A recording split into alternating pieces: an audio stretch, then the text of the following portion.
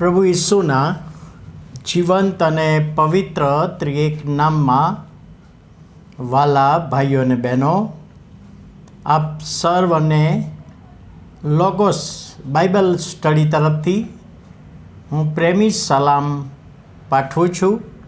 અને આજે 2025ના વર્ષનો 64મો દિવસ, 5મી માર્ચ 2025 અને બુધવારનો નવો દિવસ આપણા જીવનોમાં પ્રભુએ બતાવ્યો માટે પ્રભુનો ખૂબ આભાર માનીએ છીએ.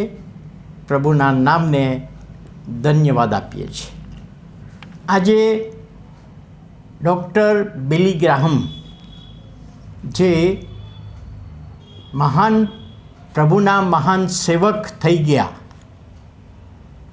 અને એક મંડળીમાં, અમેરિકામાં એક મંડળીમાં જુવાનોની મિટિંગ રાખી હતી અને 2 વક્તા અને લોકલ પાળક સાહેબ, અને એ મિટિંગમાં આવ્યા 3 જુવાનો. એટલે આવનાર વક્તાને પાળક સાહેબે રિક્વેસ્ટ કરી. પાળક સાહેબે પેલા વક્તાઓને કહ્યું કે આપણે આજે મિટિંગ બંધ રાખીએ, 3 જ જુવાનો આવ્યા છે. ત્યારે આવનાર વક્તાઓએ કહ્યું કે ના, 3 તો 3 આપણે જુવાનોની રિટ્રીટ કરીએ, સેમિનાર કરીએ. અને 3 જુવાનોની સાથે આ 3 વક્તાઓએ સેમિનાર કર્યો. અને દિવસના અંતે 3માંથી 1 જુવાને પ્રભુને જીવન સોંપ્યું, અને બિલી ગ્રાહમ. પ્રભુની પાસે આવવાના એમના સંબંધીના બીજા પણ અનુભવો હોઈ શકે, પરંતુ જ્યારે પ્રભુને જીવન સોંપ્યું એટલે એમની મંડળીના એક વિધવા બહેન, એમણે એમના માટે પ્રાર્થના શરૂ કરી કે આ જુવાન પ્રભુની સેવામાં આવે. અને પ્રાર્થના કરતાં જાહેર કર્યું કે બિલી ગ્રાહમ, હું તમારા માટે પ્રાર્થના કરું છું કે તમે પ્રભુની સેવામાં આવો. અને એક સમય એવો આવ્યો કે તેઓએ પ્રભુની સેવા સ્વીકારી. અને જ્યારે પ્રભુની સેવા સ્વીકારી ત્યારે તેમણે પ્રભુની સાથે કરાર કર્યો. અને કરારમાં 3 બાબતો પ્રભુની આગળ મૂકી. પહેલી બાબત કે આ સેવાને માટે હું મારું સંપૂર્ણ સ્વાર્પણ કરીશ. આ જ સેવાને માટે હું સમર્પિત થઈશ અને પ્રભુને સંપૂર્ણ સ્વાર્પણ કરીને આ સેવા હું કરીશ. આ પહેલી બાબત. અધૂરું જીવન નહીં, પૂરેપૂરું આધીન થઈને, પ્રભુને આધીન થઈને હું સેવા કરીશ. આ પહેલી બાબત. બીજી બાબત કે નાણાં સંબંધી હું પારદર્શક રહીશ અને કોઈ ડોલર હું હાથમાં નહીં લઉં.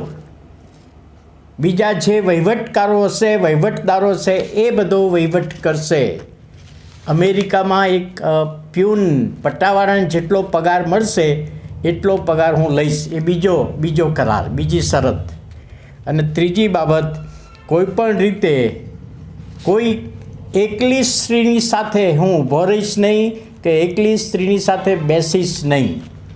અને આ 3 કરાર કર્યા.